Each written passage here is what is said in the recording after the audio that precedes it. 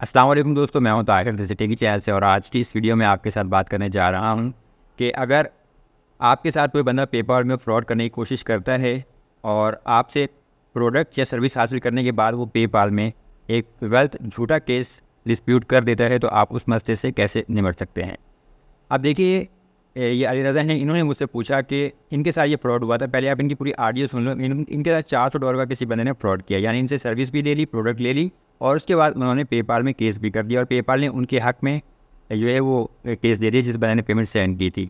यानी इन्हें $400 का नुकसान हो गया, प्रोडक्ट भी चली गई और पैसे भी। पहले आप इनकी वॉइस ये सुन लें।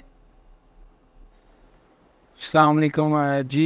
ये ताहिर भाई क्या हाल है, कैसे हैं? अच्छा ताहिर भाई, अभी मैंने आपकी ना वीडियो की नोटिफिकेशन देखी है पेपाल की रिपोर्ट वाली, और मैंने वीडियो देखी है। तो मेरा भी एक सवाल है रिपोर्ट से रिलेटेड ही। ये तो आपने उसका जवाब दे दिया ना कि अगर आप यानी कि कोई स्कैम करता है तो आप वो गुड्स एंड सर्विस नहीं प्रोवाइड करता, तो आपने उसका तो सोल्यूशन बता दिया। और अगर फ़र्ज़ करें कोई बंदा यानी कि प्रोडक्ट लेके और और प्रोडक्ट भी सही है, लेकिन प्रोडक्ट लेने के बाद जो है अपनी यानी कि रकम भी यानी कि वापस लेने के लिए अगले बंदे पे क्लेम कर देता है। यानी कि फ़र्ज़ करें मेरी प्रोडक्ट है, तो जो परचेज़ करने वाला बंदा है वो प्रोडक्ट रिसीव करता है, प्रोडक्ट भी बिल्कुल ठीक है, और उसका यानी कि माइंड में ये चीज़ चलती है, यार प्रोडक्ट तो मैंने ले लिया है, तो मैं पेपाल पे ये यानी कि पेपाल वालों को बता के कि इसकी प्रोडक्ट नहीं सही है, अपने पैसे भी क्यों ना वापस ले लूँ। अगर बंदा इस तरह कोई काम करता है तो उसके लिए भी कोई यानी कि स्पेशल कोई है सोल्यूशन उससे बचने के लिए कि नहीं?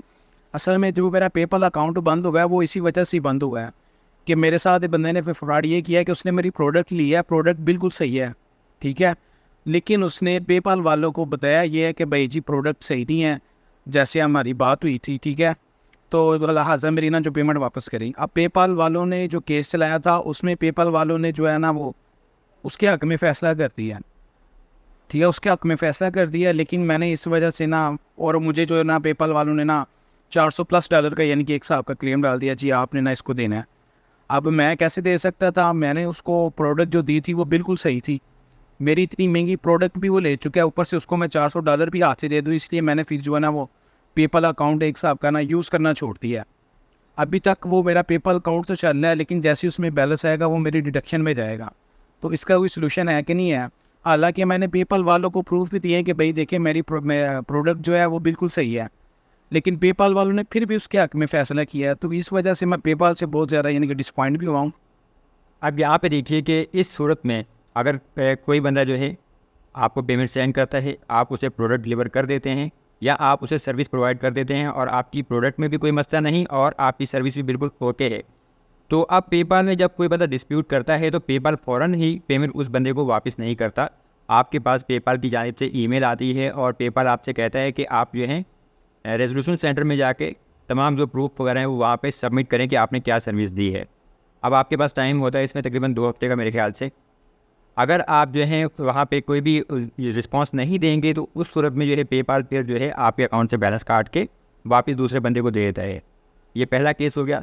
दूसरा ये कि अगर अब आप वहाँ पे कोई इन्फॉर्मेशन वगैरह सबमिट करते भी हैं और आप इन्फॉर्मेशन सबमिट करने में कोई गलती कर देते हैं और पेपाल को लगता है कि जी आपने सही प्रोडक्ट डिलीवर नहीं की है, सर्विस नहीं दी, और फिर भी जो है पेपाल आपके खिलाफ़ केस देता है और उस बंदे को पेमेंट वापस कर देता है जिसने पेमेंट सेंड की थी। तो इस सूरत में भी देखिए, अगर आप बिल्कुल सही हैं, आपके प्रोडक्ट में कोई मसला नहीं है, तो जब अगर वो केस फ़र्ज़ करें क्लोज़ हो गया, पेपाल ने केस क्लोज़ कर दिया, पेमेंट उस बंदे को वापस कर दी। इस सूरत में भी आपके पास एक सिंपल ऑप्शन होता है, आप जो है अगर पेपाल इसमें जाएँगे और वहाँ पे आपके पास होता है कि केस का जो डिसीजन है आप उसमें अपील कर सकते हैं। मैं यहाँ से आपको दिखा दूँ। आप सिंपल जाके अगर सर्च करेंगे यूट्यूब में या सॉरी गूगल में, तो अपील पेपाल डिस्प्यूट का आपके पास ऑप्शन आ रहा है कि ये देखिए, how can I appeal PayPal's decision on my case. ठीक है, अगर कोई बंदा मतलब जो है केस क्लोज़ हो जाता है तो जो रेज़ोल्यूशन सेंटर होता है वहाँ पे तमाम डिस्प्यूट की लिस्ट आ रही होती है और वहाँ पे आप जो दोबारा से उसको अपील कर सकते हैं। अगर फ़र्ज़ करें कि आपके पास रेज़ोल्यूशन सेंटर में केस क्लोज़ हो चुका है और वहाँ पर अपील का कोई भी ऑप्शन नहीं आ रहा, तो इस केस में आपने पेपाल को मैसेज करना है। वो सिंपल ऑप्शन होता है पेपाल की वेबसाइट पे, जब आप लॉगिन करते हैं तो आपका जो लॉगिन और लॉग आउट का बटन होता है उसके साथ ही मैसेज का ऑप्शन होता है।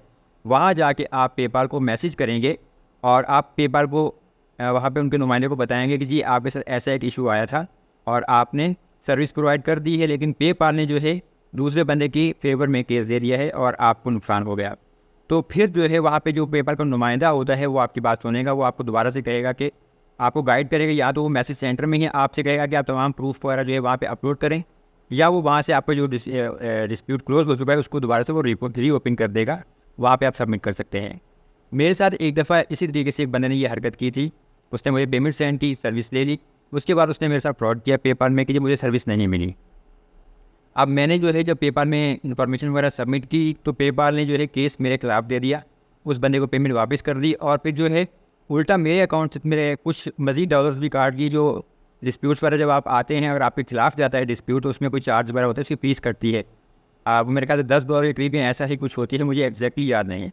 उसके बाद मेरे पास वहाँ पे जो है डिस्प्यूट को जो है वहाँ पे ऑप्शन नहीं आ रहा था अपील करने का, तो फिर मैंने दोबारा से पेपाल को जो है मैसेज किया, मैसेज सेंटर में जाके, और वहाँ मेरी नुमाइंदे से बात हुई। मैंने तमाम इन्फॉर्मेशन फिर दोबारा वहाँ पे सबमिट की, जितने भी सबूत थे बिल्कुल क्लियरली क्रिएट करके जो थे वहाँ पे उनको दिए। अब मतलब आप जो सर्विस देते हैं आपके पास लाजमी सी बात है कोई सबूत तो होंगे। अगर आपने पास करें गेस्ट पोस्टिंग की सर्विस दी है, आपने कोई आर्टिकल पब्लिश किया है, आपने वीडियो एडिटिंग की, या कोई भी सर्विस, जो भी सर्विस आपने प्रोवाइड की, उसके आपके पास लाजमी प्रूफ वगैरह तो होने चाहिए। तो हमेशा अपने प्रूफ रखें अपने पास। और एक सिंपल ऑप्शन ये होता है कि देखिए व्हाट्सएप पे आप अपना डेटा बैकअप कर सकते हैं, या अगर आप टेलीग्राम यूज़ करते हैं तो टेलीग्राम पे आपको डेटा बैकअप करने की ज़रूरत नहीं, वो खुद ब खुद ऑनलाइन सेव होता रहता है।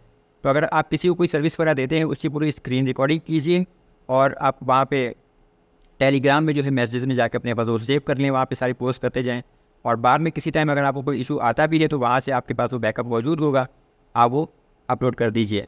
इसी तरह से जब मैंने नुमाइंदे से बात करके पूरे अपनी इन्फॉर्मेशन वहाँ सबमिट की थी, तो पेपाल ने फिर जो है वो केस दोबारा से उसको ओपन किया, और मेरे फेवर में वो वापस केस आया, मुझे मेरी पेमेंट वापस मिल गई। सिर्फ ये नुकसान हुआ था कि वो जो केस क्लोज होने की जो फीस लगी थी तो वो मेरे अकाउंट से कट गई, तो वो मुझे थोड़ा नुकसान हुआ, लेकिन बाकी पेमेंट मुझे वापस मिल गई थी। तो इस सूरत में देखिए कि आपको इंशाल्लाह कभी पेपर में नुकसान नहीं होगा अगर आपके पास पूरे सबूत हैं। तो उम्मीद करता हूँ कि आपको जो है इस मसले का हल पता चल गया होगा।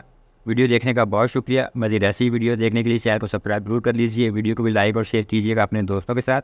मैं हूँ ताहिर ताउस, देसी टेकी चैनल से। अल्लाह हाफ़िज़।